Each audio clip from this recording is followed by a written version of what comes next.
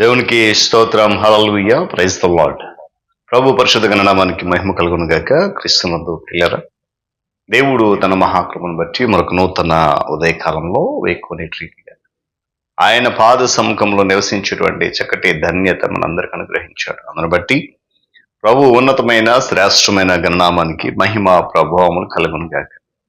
క్రీస్తునందు ప్రియులైన దైవజనులకు, స్నేహితులకు, విశ్వాసులకు, సహోదరి సహోదరులు, ఈ కార్యక్రమాన్ని వీక్షిస్తూ నన్ను ప్రోత్సహిస్తూ నా కొరకు ప్రార్థిస్తున్న ఆత్మీయులందరికీ కూడా రక్షకుడైన యేసుక్రీస్తు వారి ప్రశస్తమైన నామములో ఉదయకాలపు శుభములు మరియు వందనాలు తెలియజేస్తున్నాను. బాగున్నారు కదా? చాలా సంతోషం. ఎదురు చూస్తున్న మీ అందరినీ మరొకసారి ప్రేమతో ఆహ్వానిస్తున్నాను. అనుదిన అభివృద్ధి ఉదయకాలపు ధ్యానాలటువంటి ఈ ఆధ్యాత్మిక కార్యక్రమంలో నాతో పాటు పలిభక్సులై వాక్యాన్ని ధ్యానించి దైవ దీవెనలు పొందండి. ఉన్నాయి బైబిల్స్ దగ్గరలో అది చూడండి.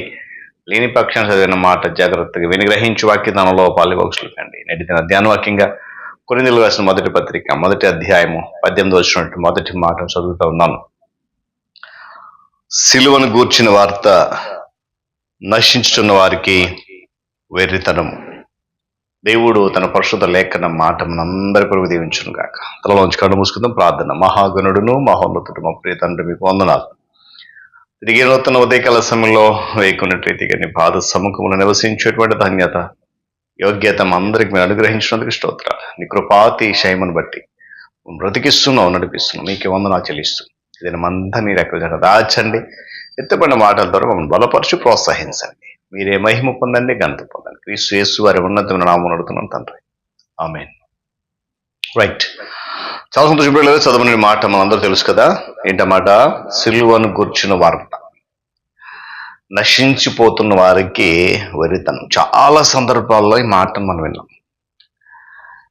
జ్ఞానులు అని పిలువబడే వారికి, మేము జ్ఞానులము అనుకునే వారికి తెలిసినంతగా, అంటే జ్ఞానము కలిగిన వారికి తెలివి తక్కువతనంగా, చిన్నదిగా, వారి జ్ఞానానికి సరిపడదు అనేంతగా అనిపించే దాని ద్వారా, అనగా సిలువను ప్రకటించడం ద్వారా, ఆ సిలువ గుర్చిన వార్తను తెలియచేయటం ద్వారా దేవుడు అనేక మంది మనుషులను పాపముల నుండి విముక్తి కలిగిస్తూ ఉన్నాడు. అయితే ఇది మేము తెలియగలవారము అనుకునే వారికి, లేక నశించిపోయే వారికి ఇది వెర్రితనం కనిపిస్తుంది. సిలువ గూర్చిన వార్త నశించిపోతున్న అనేక మంది రక్షిస్తూ ఉంటే, మరి కొంతమందికి ఏం చేస్తున్నట్టు, అంటే ఎవరి నశించిపోతున్నవారు అని అంటే జ్ఞానులు అనబడిన వారు, మనుషులను పాప విముక్తిలోనికి తేవడానికి, మనుషులను పాపం నుండి విడుదల కలిగించడానికి, మనుషులను పరిశుద్ధులుగా మార్చడానికి దేవుని యొక్క సువార్త స్పష్టంగా ప్రకటించడం అనే మార్గాన్ని నియమించాడు. ఆ సువార్త దేనిని గుర్చినంటే, లోకమంతటి కొరకు సిలువలో మరణించినటువంటి క్రీస్తు ప్రభు వారిని గూర్చిన వార్త, అనగా సిలువను గూర్చిన వార్త. పిల్లలు గమనించండి, మానవుని యొక్క జ్ఞానము విపరీతమైనది ఉండొచ్చు, దేవుడు మంచి తెలివినవచ్చు. అయితే మానవ జ్ఞానముతో ప్రకటించడం ద్వారా క్రీస్తు ప్రభువారు క్రీస్తులో ఉన్నటువంటి, లేక క్రీస్తు సిలువలోనూ ఉన్నటువంటి ప్రభావం మొత్తాన్ని పోగొడుతుంది తప్ప దానివల్ల ప్రయోజనం ఏముంది. కానీ అలా చేసేది ఏదైనా ఉందనంటే అది దేవునికి చెందినది కాదు అని మనుషులకు విముక్తి విషయంలో అలాంటిది నిరుపయోగము అనేటువంటి విషయం కూడా గమనించాం. మన జ్ఞానంతో సిలువ గురించి వార్త ప్రకటిస్తే ఆ సిలువ ప్రభావం మొత్తం పోతుందండి. మన జ్ఞానము మనుషులను పాపము నుండి ఏమాత్రం కూడా అది నిరుపయోగం. కానీ దేవుని యొక్క జ్ఞానంతో మాత్రమే మనం దాన్ని ప్రకటించాలి. ఆ క్రింది వచనం చదివితే, ఈ లోక జ్ఞానము దేవుని వెర్రితనం అంటాడు.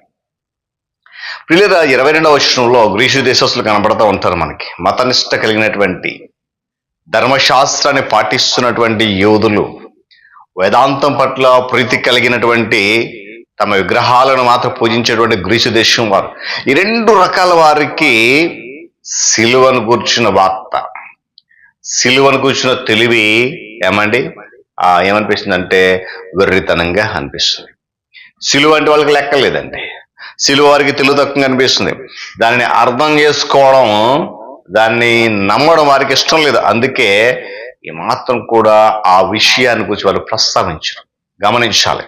అందుకన్నాడు కదా, గ్రీసు దేశస్తులు పిలువబడిన వారికి క్రీస్తు దేవుని శక్తి, దేవుని జ్ఞానమే అన్నాడు. గమనించాలి. ఆ సిలువను ప్రకటించడం ద్వారానే అనేక మందిని దేవుడు రక్షిస్తున్నాడు. నేటికి కూడా సుమారుగా 2025 సంవత్సరాల క్రితం యేసుక్రీస్తు ప్రభువారు ఆకాశము లేక పరమండలమైనటువంటి పరలోకాన్ని విడిచిపెట్టి, ఆ సింహాసనాన్ని విడిచిపెట్టి భూమి మీదకి వచ్చి నేటికి ఆ వార్త ప్రకటించబడడం ద్వారా, నేటికి ఆ వార్త అనేకుల దగ్గర వెళ్ళడం ద్వారా రక్షణ అనుభవం వారు రాగలుగుతున్నారు. వారి జ్ఞానం వల్ల కాదండి, కేవలము సిలువ గురించినటువంటి వార్త ప్రకటించడానికి దేవుడు ఇచ్చినటువంటి జ్ఞానం. సిలువ అంటే రక్షించబడిన వారికి దేవుని బల ప్రభావాలు. ఆ బల ప్రభావాలు అనుభవించిన వారు మాత్రమే వారి బ్రతుకులను పూర్తిగా మార్చుకుంటారు.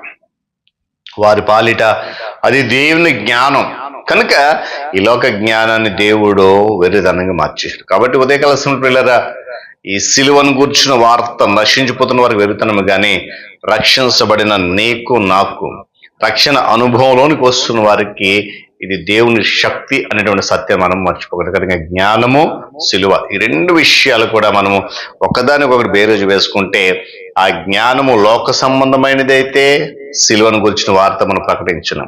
ఒకవేళ దేవుని గురించిన జ్ఞానం అయితే కనుక సిలువను గురించిన వార్త ప్రకటించడం ద్వారా మనము వింటున్న వారు కూడా రక్షణ అనుభవంలో వచ్చి ఆ సిలువ బలమును పొందుకుంటారు. ఆ ప్రభావాన్ని వారు అనుభవించగలుగుతారు. కనుక అలాంటి స్థితిలో మనం ఉండి ఏమాత్రం కూడా నిర్లక్ష్యం చేయక, ఇది శక్తి కలిగిన వార్త అనగా సిలువను కూర్చున్నది, దాన్ని ప్రకటిస్తూ అనేక మందిని ప్రభు వైపుకు నడిపిస్తాం. దేవుడి మాటలు మనకు దీవించును గాక. తల ఉంచుకొని మూసుకునండి, ప్రార్థన చేద్దాం. మహాగణుడ, మహోన్నతుడ, మీకు వందనాలు తండ్రి. తిరిగి మనకు నూతన ఉదయకాల సమయంలో నాయనా, ఇదిగో నీ మాటను వినిపించడం ద్వారా, నీ మాటను ధ్యానించడం ద్వారా ఆ సిలువలో ఉన్నటువంటి శక్తి, మా ప్రియ ప్రభు చేసినటువంటి త్యాగం మరొకసారి ఈ శుక్రవారం దినాన్ని మేము జ్ఞాపకం చేసుకోవడానికి మీరు అనుగ్రహించిన అనుమతించిన సమయం బట్టి స్తోత్రాలు. వింటున్న బిడ్డలందరి బట్టి ఈ మాటలు వారి వారి హృదయాలు ఫలింపచేయండి. అనేక మంది ఇంకా ఈ కార్యక్రమం ద్వారా మేలు పొందడానికి కృప చూపించండి. ఘనత మహిమ మీరు పొందండి. యేసయ్య నామమున అడుగుతున్నాను మా తండ్రి, ఆమేన్.